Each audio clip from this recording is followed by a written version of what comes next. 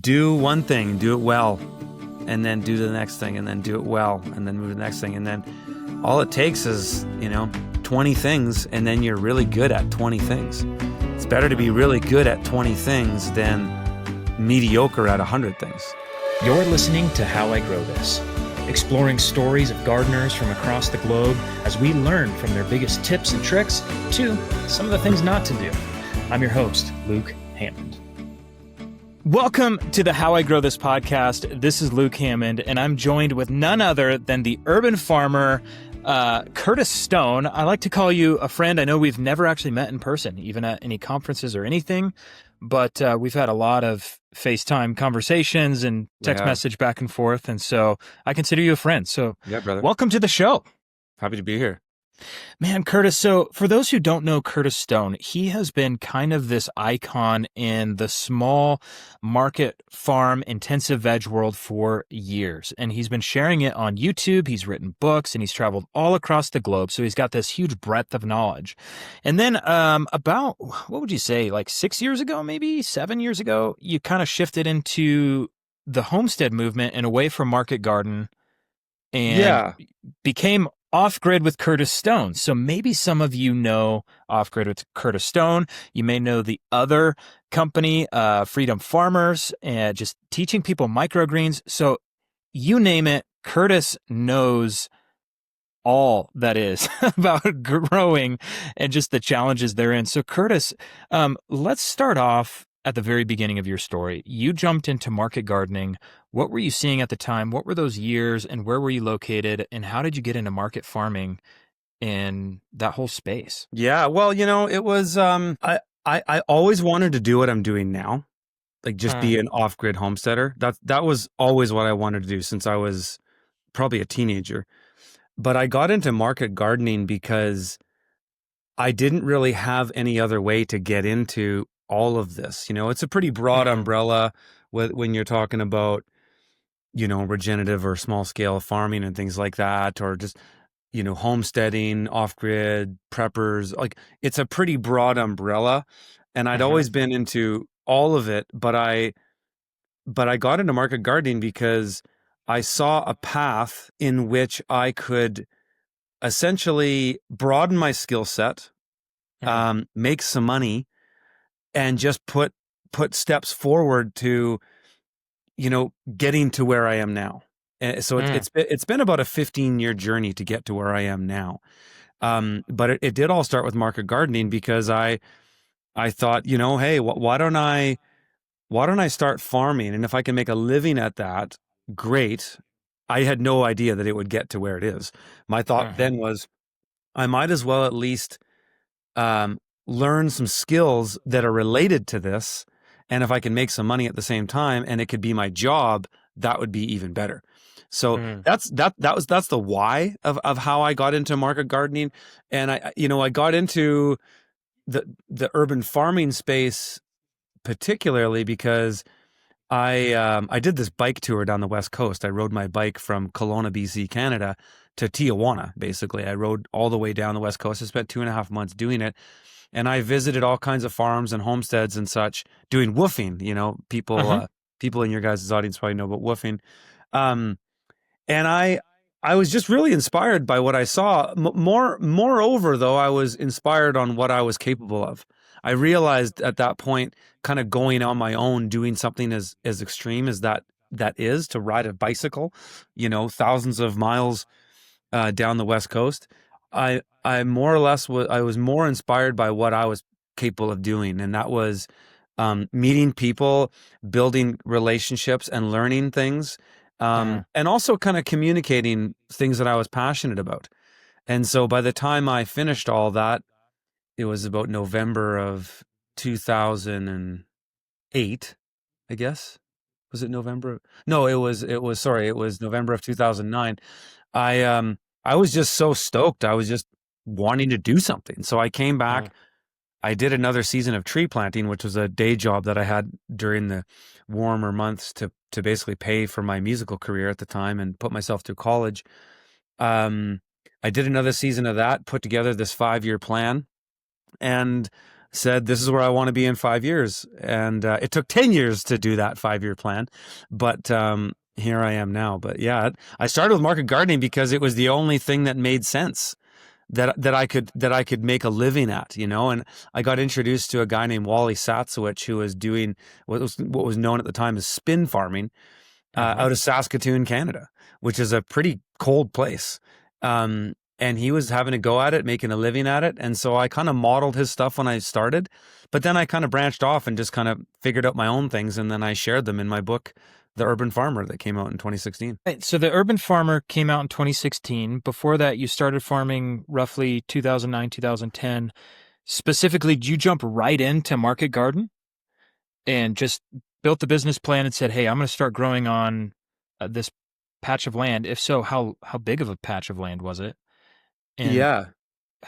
And how'd you kind of work the pieces of that pie? Had you gardened previously other than the No. woofing experience?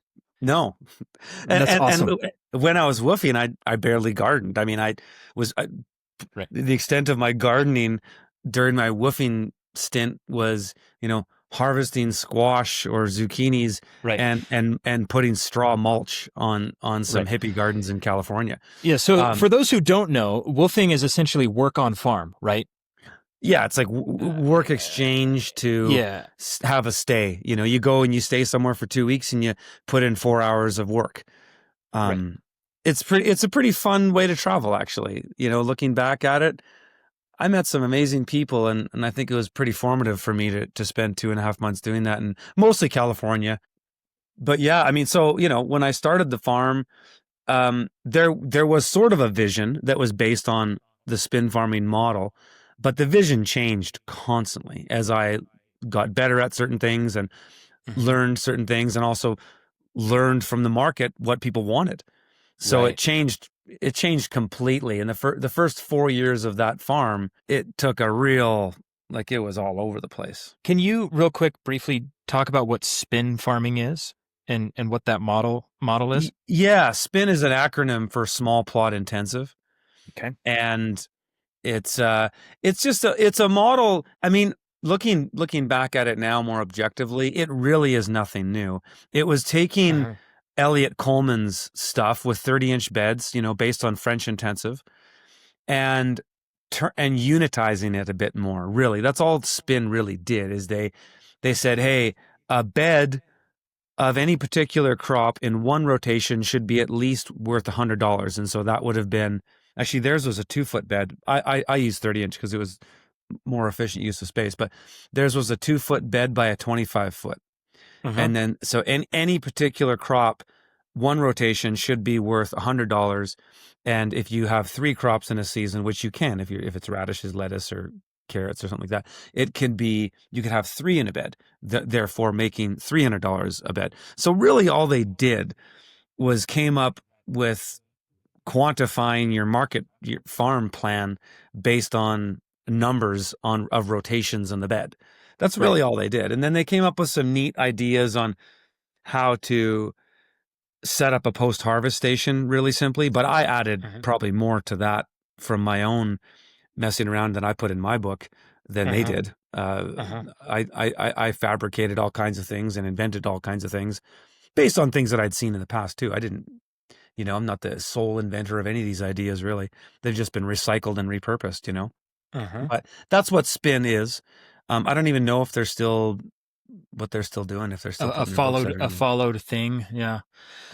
Well, so we have this 10-year plan or a 5-year plan that turned into a 10-year plan, and you wrote a book and you created a very well followed YouTube channel through this time. Was that all a part of the original business plan? Not at all. It's just totally like none of it. I'm gonna document this. And then all I wanted to do was make a living at farming so that I could eventually save money to buy my own land and do this. That's all I wanted to do.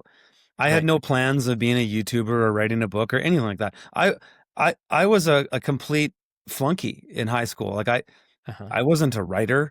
It was all serendipity in that it was like one thing after the other that led to one another meeting Uh-huh. people. I wouldn't have written my book actually if I never met Jean-Martin Fortier, probably. Yeah, it was meeting him in, it would have been 2010, I believe, in Montreal. I was invited. I guess the thing for me is I had a background in music and I'd been a musical performer for like all of my life. I mean, from the time I was 13 years old, I've been a performer in some ways, and I was Hmm. comfortable in front of crowds. And so after my first year of farming, I was so good at communicating the idea of what I was doing that people just invited me to speak. And it Uh-huh. started speaking at the old little old ladies in Kelowna, the garden club.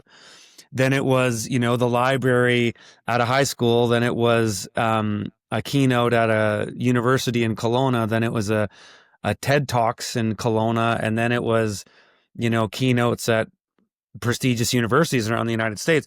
But it kept going, and so people Right. liked listening to me talk and I could communicate the ideas. But I met Jean-Martin Fortier at a conference in Montreal in winter of 2010.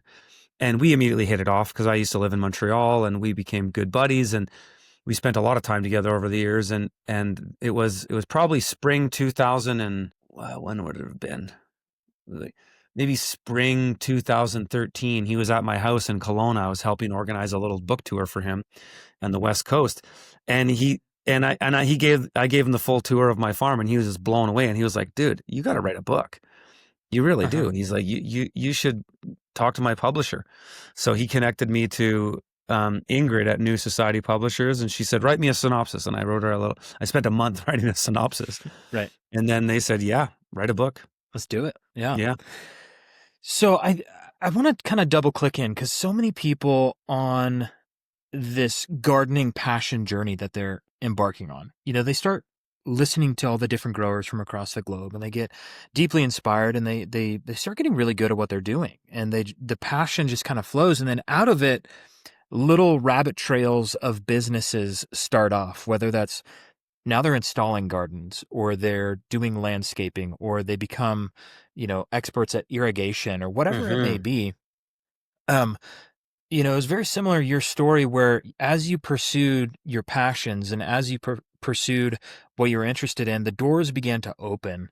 Can you talk about that a little bit to just Yeah. speak to those who may feel like all the doors are shut, but they're passionate about something? How can Yeah. how can you kind of encourage those people to maybe consider taking that next step, whatever it is? Yeah. Yeah. That's a good question. And it's, yeah, it's so along my journey as well, in that, yeah, I went into all these different things that I never thought I would. Yeah, the neat thing about farming is you get a really broad base of skills. Um, Mm, you learn a lot about water and how water moves, how it's moved from point A to point B, but how it's changed, in a state from the certain types of irrigation to how it moves on the land, to the cycles in nature. Um, you, especially in small farming and market gardening, it's still we're a small piece of the pie as far as agriculture is concerned, right? So mhm. there's always a lot of education that happens with it. And so market gardeners, I find, generally end up being fairly good at communicating what they do Uh-huh. because there's a lot more front time with customers than there is, say, if you're a commodity farmer. If you're a commodity farmer, you drive a tractor all day and you're in the field. But if you're a market gardener, especially if it's your business, you are at the farmer's market, you're talking to CSA clients, you name it, you end up kind of delivering a message. And so I think that lends itself well to moving into other spheres of influence, be it consulting, public speaking. And consulting can be very broad because there's a lot of things one can do as a consultant, right?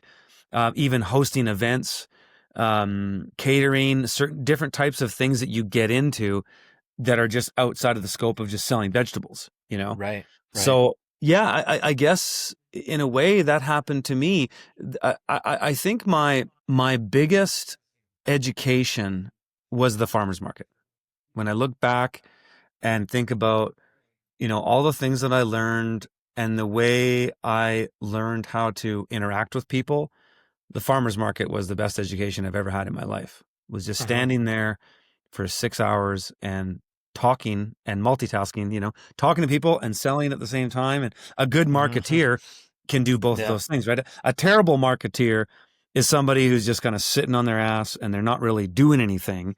And they're just, um, they can only do one thing at a time. So, one customer comes in and they take the time with that. But a good marketeer can be having a conversation with this person and then see somebody waiting over there, go and sell some stuff to them while continuing that conversation on, while at the same time noticing that certain things on the table need to be restocked, right? So there's so many things that I learned out of just doing that, and I learned how to be good at it, and I really enjoyed it, and it gave me a passion for helping people and and Mm. and delivering value.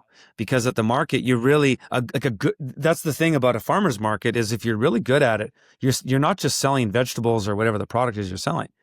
You're selling an idea. You're Mm. selling belief in how you want the world to look, and you do that every day when you convey the way you operate, the way you communicate your passions and the things that you're knowledgeable about. And so it's a real amazing thing to learn. And I think even though farmers markets today they're not all that great anymore as far as what's the best way to sell your product. They're not as good as just direct marketing, because there's all these platforms now that allow us to do that. But it is a great place to start, because all these interpersonal things that I learned at the farmers market have completely correlated right into my career as a consultant, a public speaker, even somebody who's built a business, a US based tech company, essentially, or Hmm. media company or whatever. Um, all of those things help me. Right. Right. So let's zoom into the things that you grew as a market gardener. I'm assuming, like most market gardeners, they kind of pick 12 to 15 main crops, and it's rinse and repeat, challenging seasons, focusing on off-season stuff or season extension, being first to market with tomatoes, first to market with lettuce. It's the heat of summer. Nobody else has lettuce. You can really make it rich if you have lettuce, at least in Arizona. I don't know anywhere else, but talk about that. And then I want to jump into your particular like growing logistics of, your past. So let's talk about what did you grow and how you kind of grew it. Yeah. Well, it refined and refined over the years. I think that happens with most farmers. You kind of start with a broad net. You cast a broad net, and you kind of filter it down from there. So where I ended up was basically specializing in high value, high turnover crops. That's what people know me for. And then that's where the whole microgreens thing came out of, which is probably how I'm most well known, is for popularizing that. But yeah, the height of my market farm, it was greens. So leafy greens being a category of, say, any cut salad greens, Uh-huh. salanova lettuces, arugula, spinach, baby kale, red Russian kale, things like this. Um, Baby root vegetables Uh-huh. and indeterminate tomatoes, and then microgreens. I guess I would kind of put microgreens in with the greens, but it was those kind of three categories. Um, the tomatoes were very specific. I didn't do any large tomatoes. We did saladettes at the largest, um, Uh-huh. and cherry tomatoes, things that we get a constant harvest from. That way, with a high tunnel in a zone 5 or zone 6, which is the climates that I've been in up in Canada, which is fairly warm for Canada, you can be harvesting tomatoes for 4 months of the year. So you can really have a good tomato season, especially with some of the hybrids and the indeterminate ones. Um, but yeah, on the greens, no problem, 8 months of the year, arguably 12 with good greenhouses and overwintering techniques. And same for the baby root vegetables. I could have carrots pretty much year round out of the ground, beets, salad turnips and radishes and things like this. Uh-huh. And so, we had a very strong 8 to 10 months, and we had enough to keep us busy for the other two. What do you see the differences between, I mean, backyard gardeners and um, maybe a serious backyard gardener that's really focusing on food production and the market farmer? What are the key differences um, there? Oh, scale, really, infrastructure. The backyard farmer can get away with pretty much doing farmers markets, maybe selling to a few restaurants. Maybe they have a BCS, walk behind tractor.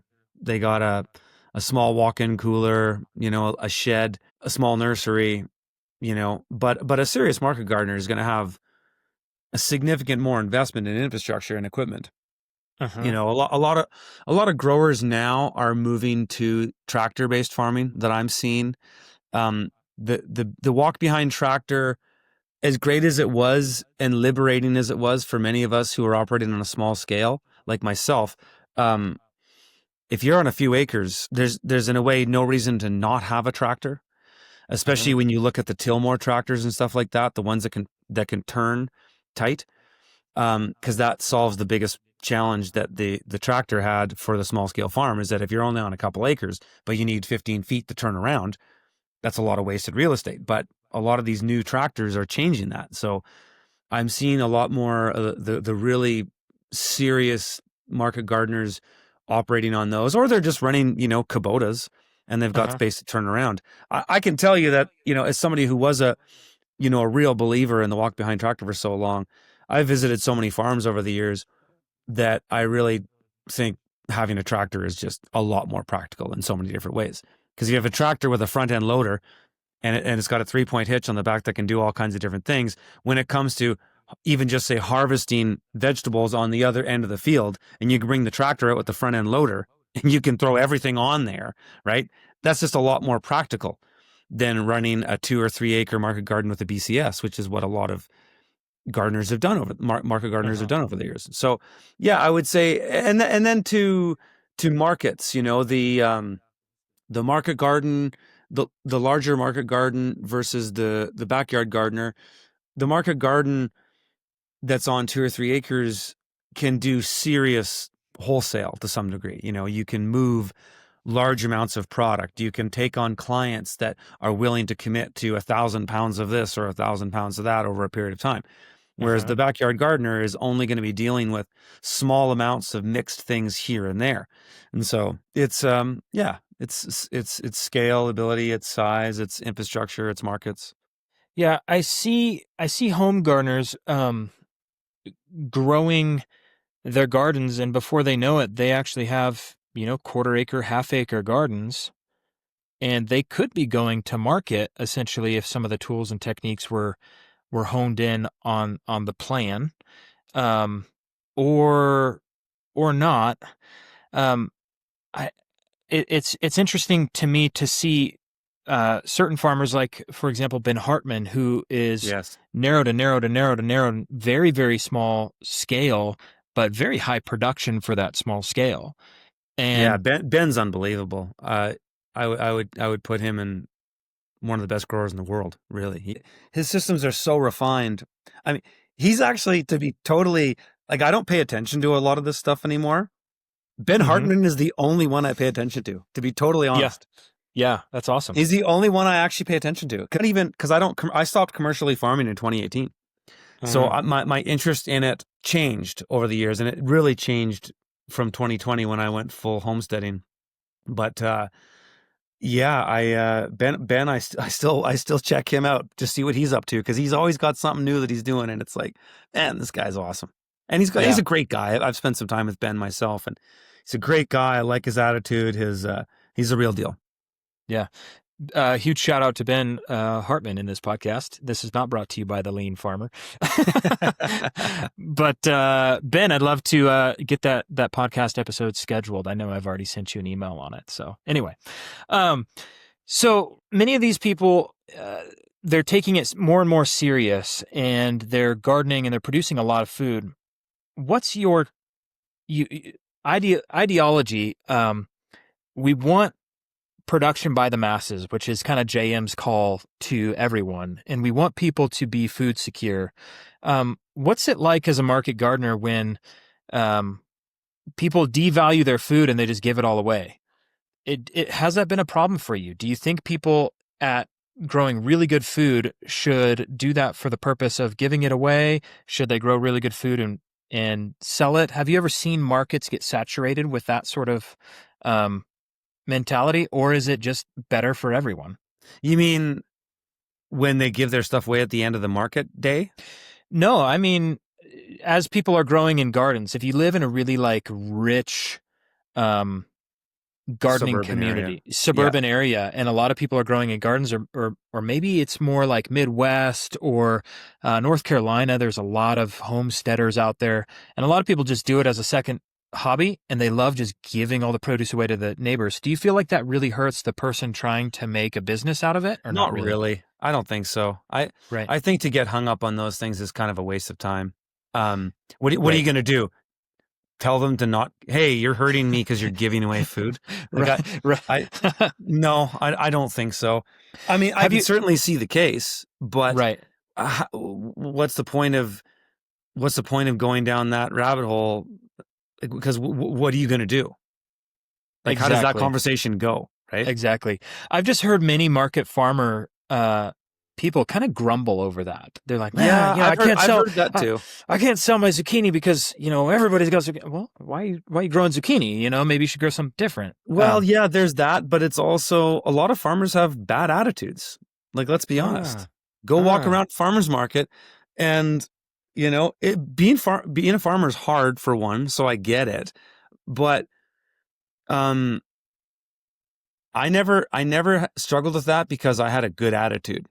mm, I never had a hard time selling my stuff. I mean, everybody's got a day where you have a bad day, but overall, I always did very well selling my stuff because, as we were talking about earlier at the farmers market, I brought the entire thing. uh-huh. I had the positive attitude. I was able to multitask and talk to one client while serving another that I can see is waiting. I brought the whole experience, and I can tell you, I made a lot of farmers mad in the first couple of years that I started selling at the farmers market because people are like, "Who's this fly by night kid showing up and selling out?" By 11 a.m. And so, yeah, Ye- it was, again, it comes down to you. Right, People are right. mirrors. People just reflect and project themselves onto others. And so when I hear things like that, I just kind of go, well, what are you doing? Right. And I love that. I love that response because I see the same thing. And again, August is hard. Yeah. Once you get past the heat of August and like you're like, oh, like right now we're in September 10th at this day of recording. I think this will probably air in October, but there's a little bit more hope in the air. Like Yeah. there's just a little bit better, as those temps cool off, people can kind of relax a little bit. Um, but anyway, I want to divert a little bit because you introduced me to a guy that has done some tremendous work, Dakota Cohen, Hmm. and um, just what he's doing and the principles that he's adapted on your homestead. I want to zoom in there on the homestead and how you're growing differently because you have done some tremendously different gardening practices. This is much more to the homesteader, the home scale. We're not talking about market garden anymore. We're shifting into this permaculture, multi-species, orchard, all this kind of stuff. Can you kind of describe what you have in production on your homestead right now? Yeah. Regarding my food forest. Yeah. Yeah. Yeah. It's called the Syntropic Food Forest. And I'm on year 3 of it right now. And it's, the idea is, nobody will explain it better than Dakota Cohen, frankly. But the idea is that you plant all these different species of trees together, and only 25% of them are edible. The other 75% are essentially support species that are there as either biomass accumulators or nitrogen fixers. And there's a tree every 1 foot. Every foot Hmm. there's a tree in row. So I've done it on 30-inch beds that are on contour because my food forest is on a slope, a southeast slope. And so I've got these beds that are anywhere between, I think they're like 25 to 100 feet long, and they kind of follow the contour of my slope. And there's a tree every single foot. And so I do it in meters, but so it's technically every 25 centimeters, but there's a 6 meter pattern, and every 25 centimeters there's a tree or a shrub, and on the end, on the bookends of the pattern, there's two large emergent trees. Halfway down the center, there's an emergent tree, like a shorter tree, but a tree, like an apple. The ends could be, say, pears that are taller. And then in between, there's all these other things. So halfway between those trees is a fruiting shrub, and then halfway between those fruiting shrubs are certain other species. So there's, in one row of in a 6 meter pattern on my food forest, I might start with, say, a pear, and then a foot or 25 centimeters after that, I've got a carragana tree, and then I've got an elm, and then I've got a fruiting shrub of some kind. Then I've got a green alder and another carragana and a willow, and so on and so forth. And so the idea is that I want to accelerate the accumulation of soil. It's especially important where I live because I'm in the boreal forest, and my whole site that I have up here is on a ridge that was logged about 40, 50 years ago. So it's basically just cleared and it's been eroded. So soil for me is critical.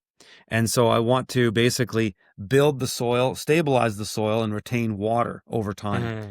And so the idea with all of these trees is that every fall, this will be happening next month, essentially, I'm going to be pruning all these back. And it's similar to what Jeff Lawton talked about, if people are familiar with permaculture, with chop and drop. You come in and you chop the stuff and drop it on the ground and just let it rot and build soil, essentially. So the idea is that we're hyper accelerating the accumulation of soil and biomass on the land. Mm-hmm. Yeah. Super cool. Really excited for the episode to come out with Dakota Cohen. Unfortunately, we actually started that recording and we got about 20 minutes in and it died on us. The platform died on us, or Dakota's internet died. And so so we've been trying to reschedule, but he's in the high reaches of Canada in zone 3, and so he's in a fast and furious growing season with 0 time in the summer. So that should be coming out shortly. Hopefully we can get that rescheduled. But so you're doing all this biomass with all these different species of trees, with some of them specifically designed to come out eventually as the canopy continues to grow up. That's right. As that light filtration begins to change. You're on year 3.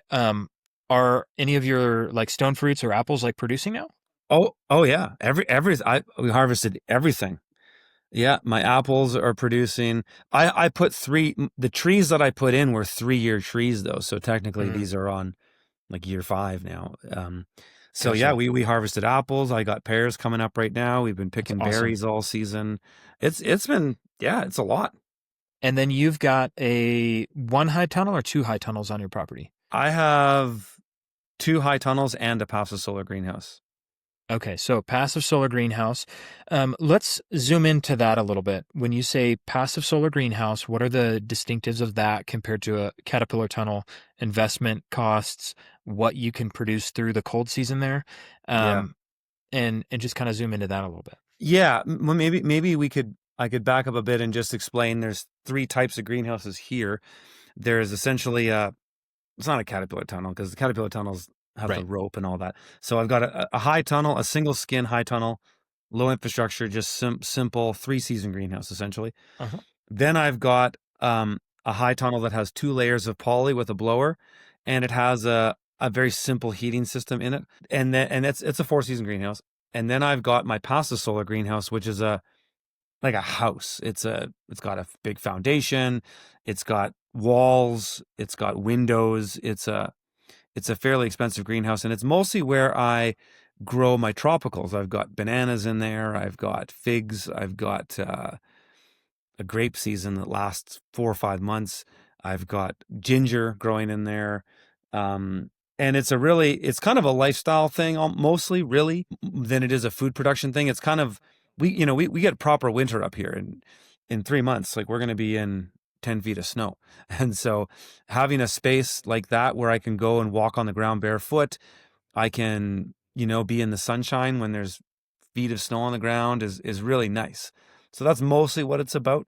Whereas the other two are really dedicated to food production. The single skin high tunnel has always got crops in it for 3 seasons. And the other one, I do my overwintered vegetables in there, like my carrots and greens and things like that. But yeah, the Pasta Solar greenhouse it's probably its most distinctive feature is what's called the climate battery.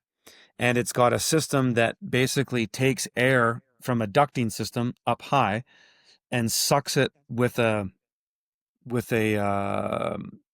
fan, a big 700 CFM inline fan that sucks the air from above, which is, probably 100 on a day like this is probably 120 degrees Celsius or Fahrenheit, and puts it underground and distributes it amongst about 6 feet by 20 by 38 feet of cubic packed sand with raised beds on top of it. So it basically puts that hot air underground, keeping the ambient temperature of that ground really high. So right now, this time of year, I'm basically running that fan day in and day out to just charge up my ground to get it warm and warm and warm. As I go into winter, I've got this flywheel of heat. And, the more heat you've got in it, the bigger the flywheel is. And so the longer it takes for that flywheel to slow down because it's got that momentum of heat. And so that with that greenhouse, without any heat, I can keep it above freezing in minus 30 degrees Celsius weather. Whoa. Yeah. Without heat. Yeah. Without heat. That's only storing the heat from the day and banking it in the ground. And so that's only 6 feet of soil, right? Or sand. Of packed sand. And then I built raised beds on 2 feet raised beds on top of that. Okay. Yeah. So sand is very thermally dense. Okay. So 6 feet of sand. How wide is that? Is that the whole width of that greenhouse? The greenhouse is 20 feet wide, 38. No, is it 50 feet long? About 50. Yeah. 20 feet wide, about 50 feet long. And then, yeah, that mass goes down 6 feet. And it's the whole thing. The whole thing. And how for your side walls, I am assuming there's some layer of like firm foundation. Oh, maybe fully. A foot it's a gap. house. It's right. it's the wall. Those walls are R40.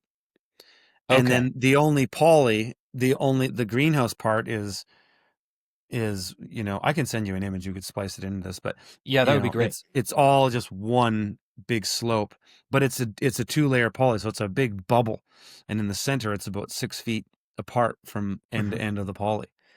So let's talk a little bit about light in that space. Are those walls they have an R value? Are they transparent or like a normal greenhouse? It's a total wall.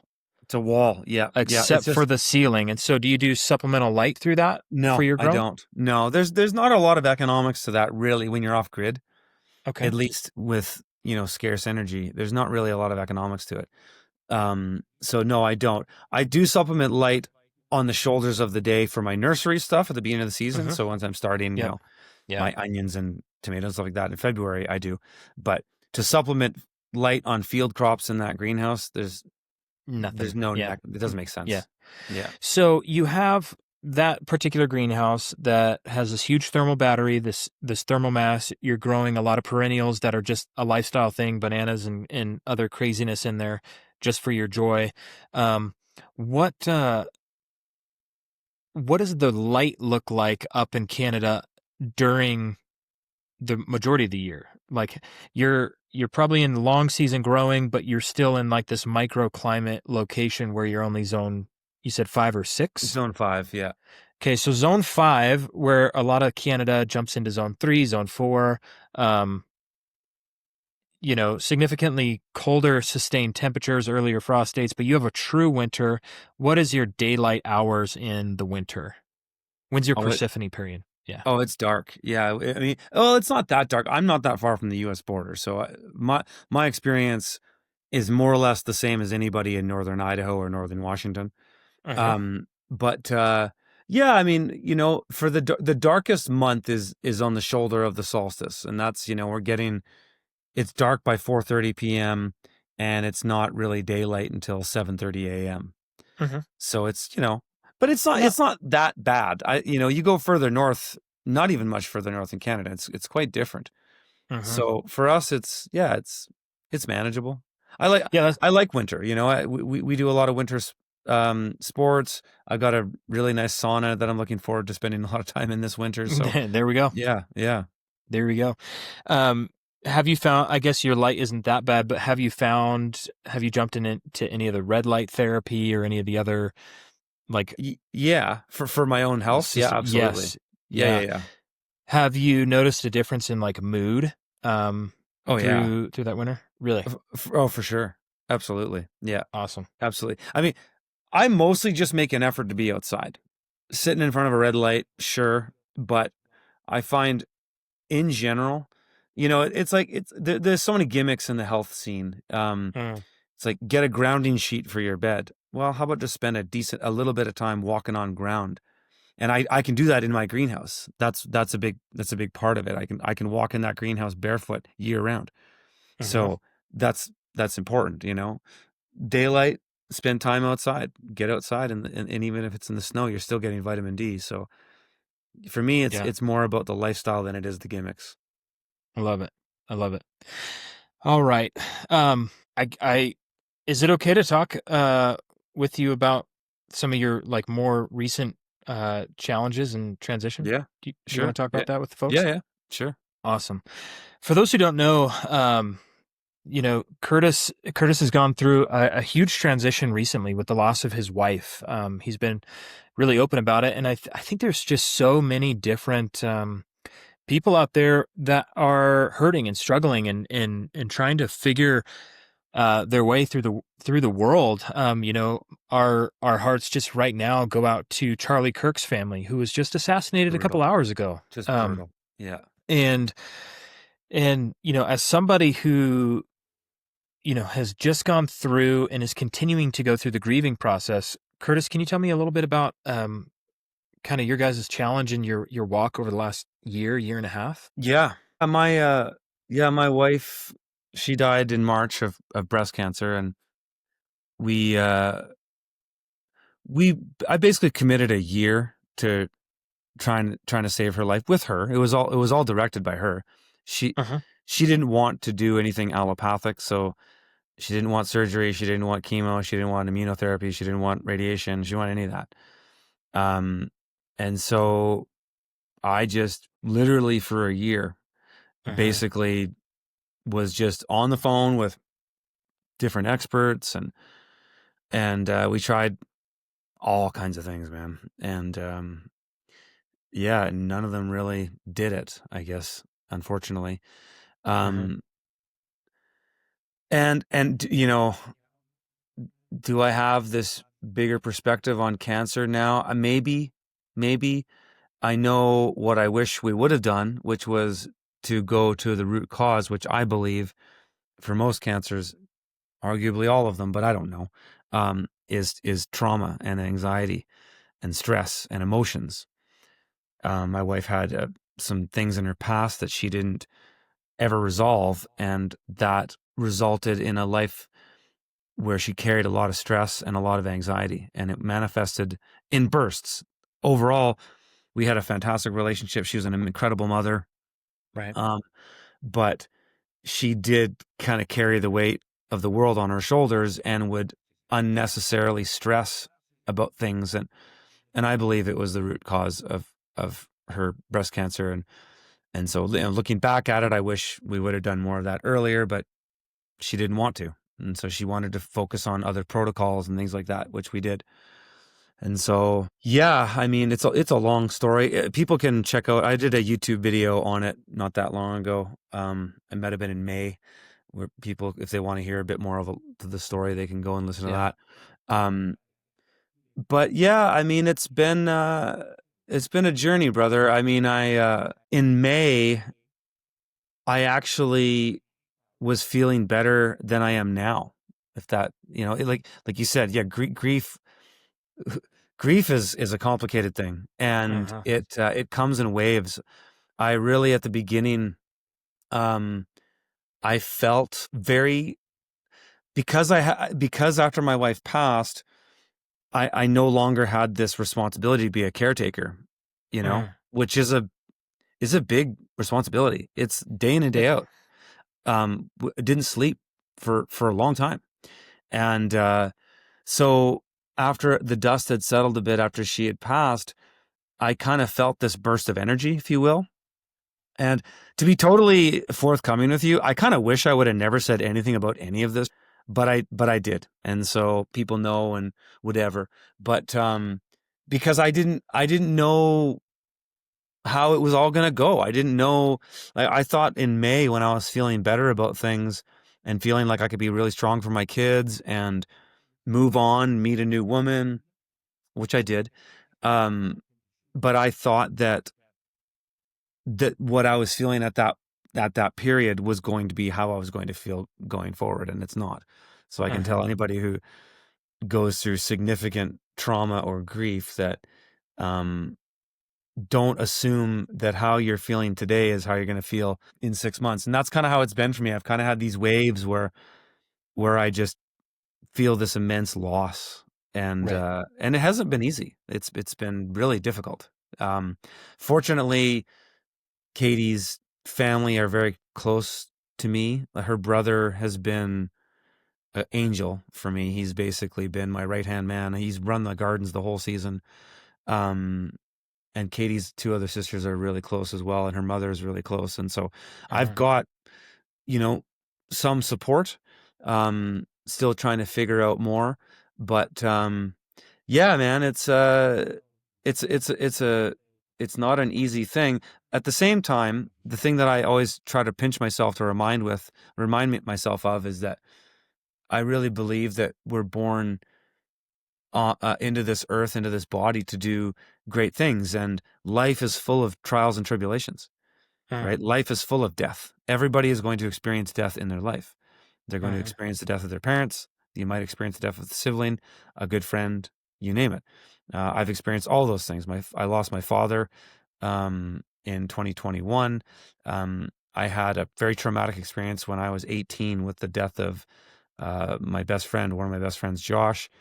I've experienced death a lot in the past, and so I think when Katie passed, I had I had a maybe a little bit more of an experienced perspective than some Mhm. might expect, because a Right. lot of people, um, the thing that's dark about when somebody passes is, especially when you move on or move forward, at least. I'll never move on from my wife, but I have moved forward, because I have a life to live, is that people project on you all these things that are within them. And Mhm. so it's been a lot of, like, not a lot of, it's been a minority. Most people in my life have supported everything that has happened. But when you're online and you're out there, you can see the haters, and the sort of people will project these attitudes of, how dare you not be suffering right now? How dare you move forward and meet somebody else? How dare you? Because they're projecting on you a lack of understanding or fear of death that they have, and past experiences with trauma that haven't been resolved. And so it's really interesting what an experience like this brings out in not only yourself and your family, but the people around you. Mm. And it really is like a light. It kind of shows, it kind of exposes things. It exposes people's shortcomings. It exposes um, people's reflections in a way. And Right. yeah, it's kind of crazy, actually. It's, yeah, but we all go through it at some point in our lives. I think all kind of major life experiences, like when you jump into a marriage or you jump into a huge loss, it's a magnifier of what's inside as Yeah. to what's going to come outside. Yeah. Um, and so it just magnifies the intensiveness of whatever it is. And um, oftentimes, the our response can be an indicator of us of where we're at or where we were at before, Yeah. whatever before was. And I actually kind of peeked back at the scrolling because I remember texting you, shortly after Katie passed, and you said you're kind of doing okay. And I was like, hey, well, just let me know when the next wave comes. Like, I'll be here for you, bro. Yeah, And yeah, yeah. it was one of those, like, I don't think we ever know, like, when those next waves are going to come. No, you And don't. just make sure that, like, people, if you're going through something or you're grieving something, or maybe you're on a mountain, like right now, maybe things are awesome, everything's looking up and your income's never been higher, but, or whatever that mountain is for you, just know that life continues and we Yeah, continue on. And it's like, hey, um, we can be encouraged by one another. I guess what I'm trying to say, I'm just stumbling all over my words here. Just, I don't really need to say anything other than, keep growing. yeah, Sometimes we struggle, and the plants in your garden you've had a hard garden season. That doesn't mean you throw in the towel and just quit gardening. It means you keep exactly. growing and you learn from those experiences and you keep moving on. Um, and I think that's one of the most beautiful things of those of us in the gardening space is it's this giant metaphor for our entire life. Totally. Um, where sometimes we have tons of pests. Hmm. Sometimes things seem to be growing great. Sometimes the weather is all for us and the harvest is big, and sometimes it is not. And um, through and through it all, we just keep growing and looking up and recognizing that, we can control what we can, but we can also, plan for the things we can't control and do our best. Yep. So, Well said. Curtis, thank you so much for being willing to jump in and have a conversation about all those really personal matters and just the challenges that you faced with this past year. I look forward to seeing what you're doing. You're always at the very cutting edge of everything, and I think that's one of the things I enjoy about your channel, is just seeing what you're doing with solar, what you're doing with, um, permaculture design meets homestead movement. And I'm sure I could talk for hours with you on, A lot of things. homesteads and all these Uh-huh. little things. But thanks for being willing to jump in and just try to encourage people along the way. Do you have any final thoughts or remarks for people that are in that home gardening space or maybe looking to whatever? Yeah. Well, what I'll say is don't take on too much. It's important to, it's better to start with a few things and then have successes and then move on to the next. There's a tendency, and I've fallen into this many times in my life, is that I just want to do it all Uh, and you take it all on at once, but then nothing gets done. And hmm. so that's visiting many people's homesteads. I've visited probably a few hundred in my life. And, Yeah. it's very classic. And so don't be like everybody else. Do one thing, do it well, and then do the next thing, and then do it well, and then move to the next thing. And then all it takes is, 20 things, and then you're really good at 20 things. It's better to be Uh-huh. really good at 20 things than mediocre at 100 things. Yeah. That's what I'd say. I think that's huge wisdom. Do less to do more. Yeah. Love it. Love it. Love it. Cool, Curtis, brother. thank you so much for your time. I'm going to go ahead and end this recording. For those of you who want to find out more about Curtis, go to Off Grid with Curtis Stone on YouTube. Check out your social media channels. Sign up for the email list at Freedom Farmers. Is there any other platform that people should go to find out more about what you're up to? I'm taking a break from social media, but yeah, X is probably my second biggest following outside of YouTube, just at Off Grid Uh-huh. Stone. And I'm on Instagram, but I don't really use it much. But that's at Off Grid Curtis Stone. And yeah, that's about it. Awesome. Curtis, thank you so much. And if you're enjoying these podcasts, please send us a rating and a review and share it out there. It really helps us get the word out more and just bring in more awesome guests and speakers and all the different things so that we can help share the stories of how you grow, what you grow, and from all over the world. That was Curtis Stone with Off Grid with Curtis Stone, Freedom Farmers, The Urban Farmer, the man, the myth, the legend. Curtis, thank you so much for a great podcast episode. My pleasure, brother. Man, thanks for staying tuned all the way to the end. We're so excited that you're here, and that probably means that you enjoyed what you heard and you found some value in it. If you could, go and share this with somebody that you know that really helps push it forward in the algorithm. Hit a like, a subscribe, hit a review. It makes all the difference for us. Thank you for listening to the How I Grow This podcast, and we are dedicated to bringing more of these stories to you to help you grow at the next level. We'll see you.